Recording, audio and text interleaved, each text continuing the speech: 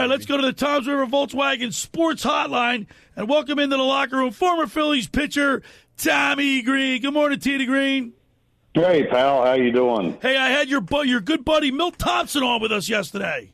Oh, good. You had Scooter on, huh? Yeah, he talked offense. You're talking defense. Yeah. Tommy, you are right. I got to, that's why we have you on, because you're the voice of reason, but you give us great insight because you were there. You did it. Yeah. So I want to ask you, the first question I have for you is, my brother went to the game last night with his family, and obviously Mick Abel didn't have his best game. He only went 3 innings, threw 73 pitches, gave up 4 home runs. People were saying that he was tipping his pitches. I want you to explain to me and my listeners. We all know what tipping pitches is, but I thought somebody had to be on second base to get it, but I guess not. No. Yeah, I mean, sometimes you can see it from the dugout. It depends on what they're doing with their glove. He might be showing something as he does things that when he throws a fastball or when he throws a breaking ball or off-speed pitch, he does something different. And you have to pay attention. Now, I was talking to somebody before. When I was in AAA one time, a good friend of mine now, he used to play for the Texas Rangers, and he was an older guy. He come down, he was getting out of baseball a little bit, and he was living in Richmond, but he come join the Richmond Braves as a player coach type, and he was calling my pitches from the dugout. Really? Yeah. He said because he could tell when I broke he broke my hands. When I broke my hands, it was the way I took the ball out. You could see it on a breaking ball. You could see the white of the ball, and then you couldn't see it, on the fastball. And so he told me that, and I had to make that correction. So they're always looking. And especially now with the cameras and stuff on you all the time, you got a whole division of analytical people up there studying things. They're all over it. So I mean, if he's doing something, is whatever. But it's all about command. He's missing over the middle of the plate. Well, you know what, Tommy? It looked like to me his breaking balls looked like they had good bite on it. It just looked like his fastballs were right down the middle.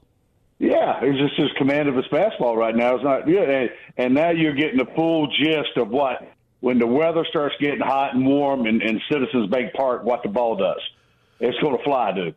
So Danny Ryan. I just hope we have that same effect on the baseball too when we hit.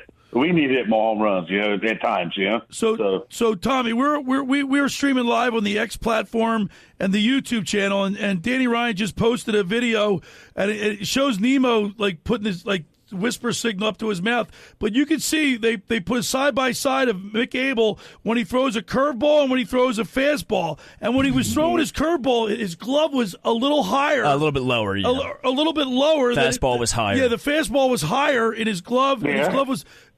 Just that little bit, I can't imagine. It's little stuff like that. Yeah, just as simple as that. They get. I know I've picked up on. Me and Schilling used to do it.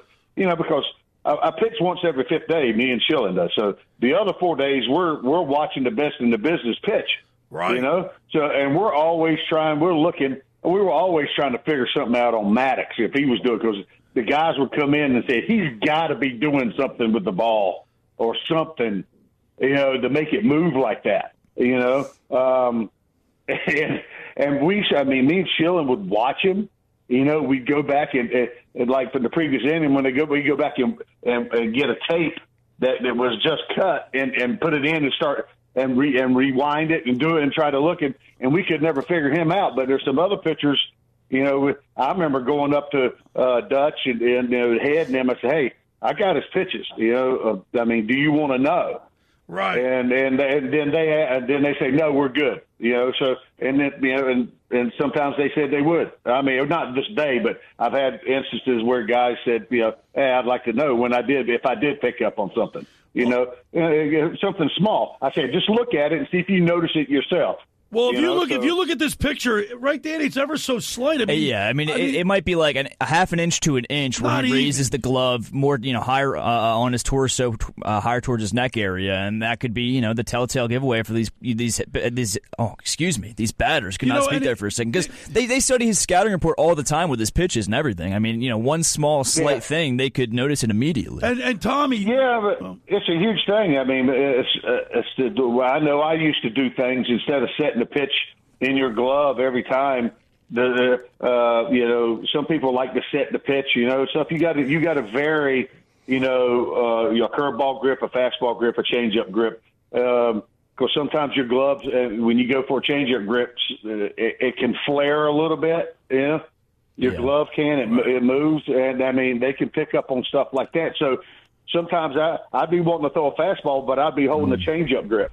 Yeah, right. In the glove, and then the next time I wanted to throw a changeup, I was, I'd already had that, and then I throw it. Or I'd vary it up. I'd hold a fastball grip and throw a slider, or I'd throw a fastball grip and throw a fastball. You have to continuously just change. So. And the thing with Abel too is some guys set their pitch, especially with the split fingers.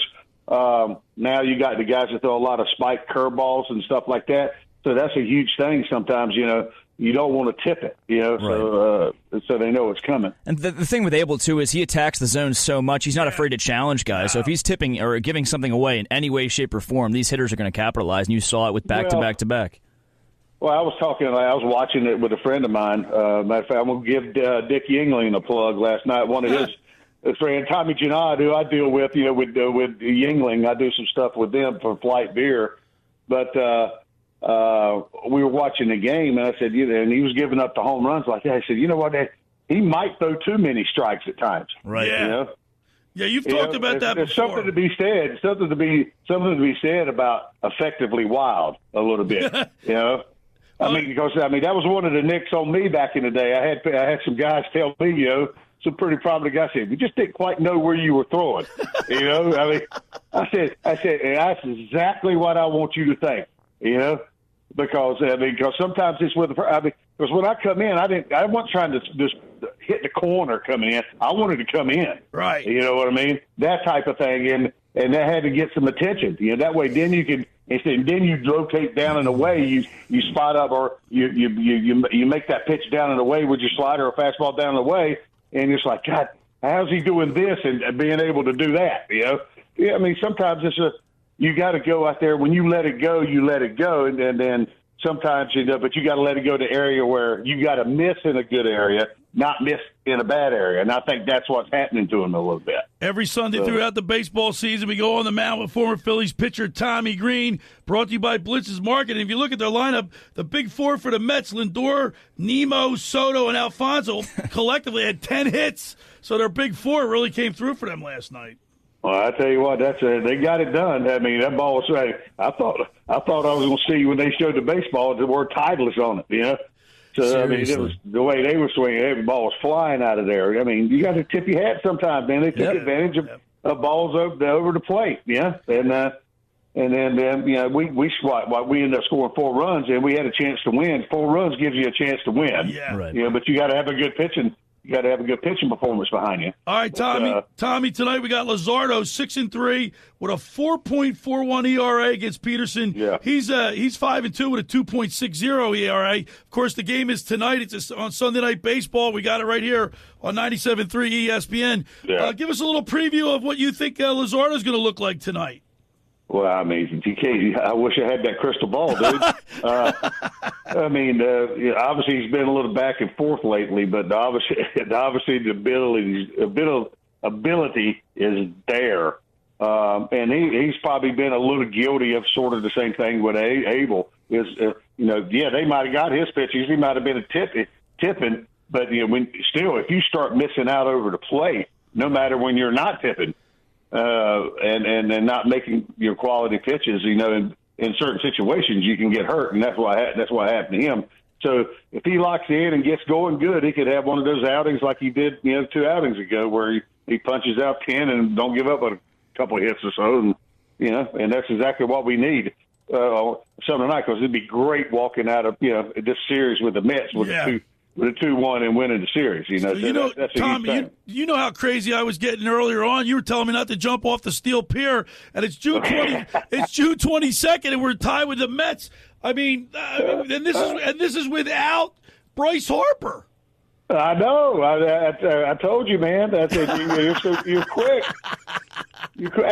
Baseball is a weird game, man, Sure and you got to play it, and that's why you got 162 games. You got to play each one of them, and take a day at a time, man. You try to look in that crystal ball. Oh, I want to be there already, and no, that can't happen. I'm a fan. Yeah, you're a fan, all right. In case you didn't know. Speaking of Bryce Harper, too, by the way, it's looking like his timetable is set to have him return in this upcoming series against the Astros in Houston, so hopefully we can get Bryce Harper back in the lineup. Still probably will take a little bit for him to get the rust off and get back into, true playing shape as far as the Bryce Harper we know and love. But, Tommy, before we let you go, I want to ask you from one Phillies starting pitcher to another, I want to ask you about Ranger Suarez. I mean, he's been outstanding in his past 30 days. Past 33 innings, the guy's allowed 4 earned runs, 1.09 ERA. He's pitching like a Cy Young right now, and obviously he showed flashes of that last year, but then had the back injury. What do you think the Phillies should do with him? I mean, you've got Mick Abel up here, you've got Andrew Painter waiting in the wings, but they're still prospects at the end of the day. You've got a certified stud here right now that's proved it. I want to keep him. He's Cool Hand Luke. He's always been fit. It's just like anything. Pitching is such a it's a rare commodity. To get the guy. He's Cool Hand Luke. Out there, and he's a common force that Billy needs to watch every day. Right. The way he goes about his business. Just watch Ranger Suarez field a ground ball, Billy. That's all you need to do. It'd be great if they can keep him, but it all comes down. I mean, it's a business, and you learn that. And Ranger, the thing is, he's showcasing things now, and the fact that can he stay healthy for the rest of the year? If he does, his price tag goes up and up and up, dude. And that's what it's going to come down to. Is what he wants to do. Does he want to go out there, or is he willing to possibly stay here and for home, and a little bit of a home team discount, maybe? You don't know. I mean, it all about. To me, I know I was that guy. If they come to me with something like that, I'd love Philly, and it's all about where you're comfortable. Right. The union of what the Players Association want to like that, but it's all about where you want to play at. Right. They want you to go out and get your fair market value because it affects other people.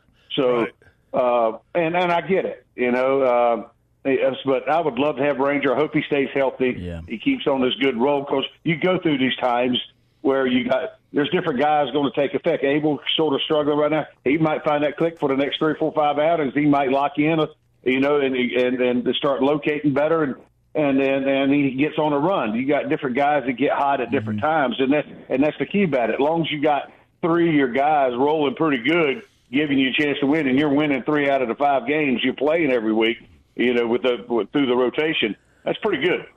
So I mean, you're making headway, as far as being above 500. So I mean, Tommy, one last quick question for you. I think it's safe to say you'd rather re-sign Kyle Schwarber over a guy like Ranger or JT. But if you had to choose between putting money towards Ranger Suarez or JT Realmuto, who are you paying in the offseason?